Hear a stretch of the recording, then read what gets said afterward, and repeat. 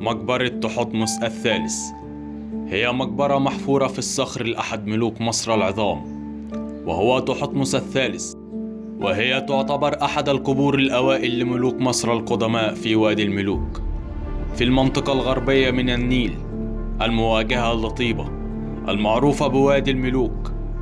تتميز تلك المقبرة بجمال تنسيقها ودقة تصميمها وتنفيذها.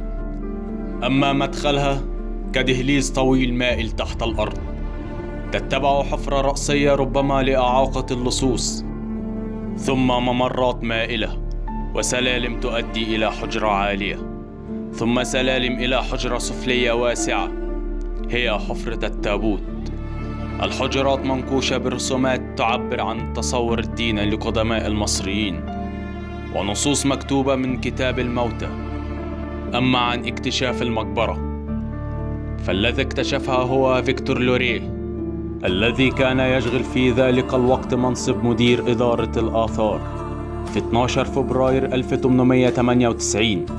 ووصل لوريه بعد الاكتشاف بعدة أيام إلى الموقع، وبعد ذلك أعلن عن اكتشاف مقبرة تحتمس الثالث.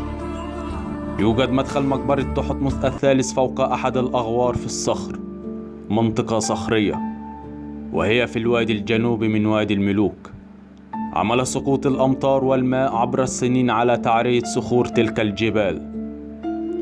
كما ترى في المكان ممرات انتقال العمال القدماء بين وادي الملوك ومنطقة سكنهم في دير المدينة. كان العامل الذي قام بحفر قبر الملوك عاملا متخصصا ويفتخر بكونه خادما في سجن عاش امست معك ما كان الحقيقة. ونيجي إلى وصف المقبرة. تختلف هذه المقبرة في نظامها ومظهرها عن باقي مقابر وادي الملوك.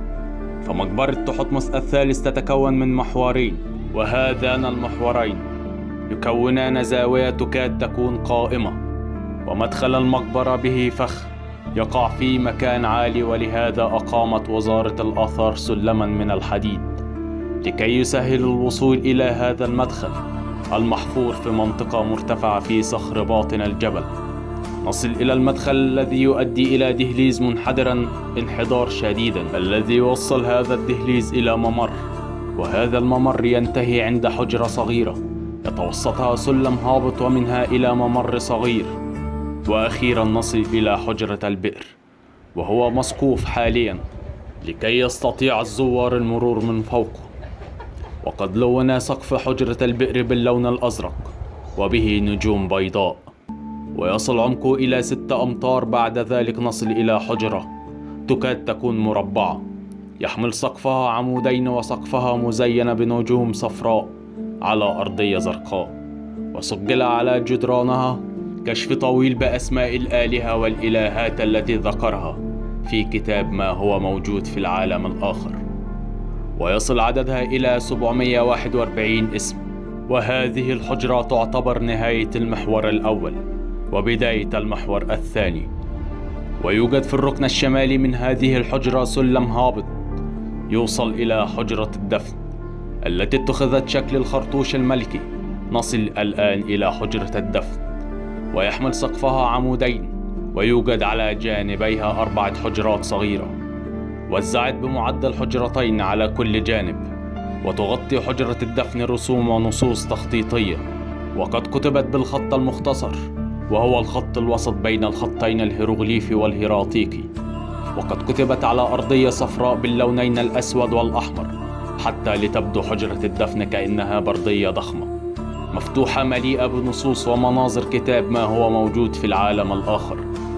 وهذه الرسوم والنصوص في حالة حفظ تام، وتعطينا النسخة الأولى لكتاب ما هو موجود في العالم الآخر إميد دوات بفصوله 12. وهذه المناظر والنصوص تمثل الخطوة الأولى للرسوم التي سوف نشاهدها بعد ذلك بالنقش البارز، ابتداء من عهد الملك حور محب. ومن أجمل مناظر حجرة الدفن المناظر المرسومة على الواجهة الشمالية للعمود الأول، إذ نرى عليه أكثر من منظر فريد غير متبع في المقابر الملكية في طيبة، وهي المناظر التي تمثل للملك مع أفراد عائلته ويمثل المنظر الأول للملك تحتمس الثالث مع أمه إيزيس، وهما في مركب في العالم الآخر، ويتقدمها رجلين يحمل الأول منهما رمز الإله نفرتم والثاني رمز الإله حورس. وتحت هذا المنظر يوجد منظر آخر يمثل الملك تحتمس الثالث يرضع من أمه إيزيس، والتي صورها المصري القديم كشجرة إلهية ذات أيدي إنسانية ممسكة بثديها لترضع ابنها الملك تحتمس الثالث. وهناك منظر يمثل الملك تحتمس الثالث يتبعه 3 من زوجاته، هن ميريترا وسات أعج ونبتو وأخيرا ابنته نفر أرو. أما باقي وجهات العمودين الأول والثاني فهي مليئة بمناظر كتاب ما هو موجود في العالم الآخر. ويوجد في أقصى حجرة الدفن التابوت المصنوع من الحجر الرمل الأحمر، وهو منقوش أيضا، ومثلة الآلهة نوت على قاعدته رافعة ذراعيها. ويوجد بجوار التابوت غطاؤه، وقد وجد التابوت فارغا، أما مومياء الملك فقد عثر عليها فيما بعد بخبيئة الدير البحري. والتابوت مشكل في هيئة خرطوش، وهو لا يزال موجود في المقبرة، يمكن للزائر مشاهدته. ثم يوجد في مقبرة تحتمس الثالث عضو بنائي جديد، وهو حفرة البئر المربع الشكل التي تفصل دهليز المدخل عن باقي حجرات المقبرة، ويبلغ عمق الحفرة نحو 6 متر. بعض الباحثين يعتبر تلك الحفرة مانعة للصوص، والبعض الآخر يرى في مستنقعنا يمكن أن تتجمع فيه أي مياه متسربة ناشئة عن أمطار غزيرة وتمنعها من التسرب إلى الحجرات السفلى، أو إنه مدخل مباشر إلى العالم الآخر تحت الأرض.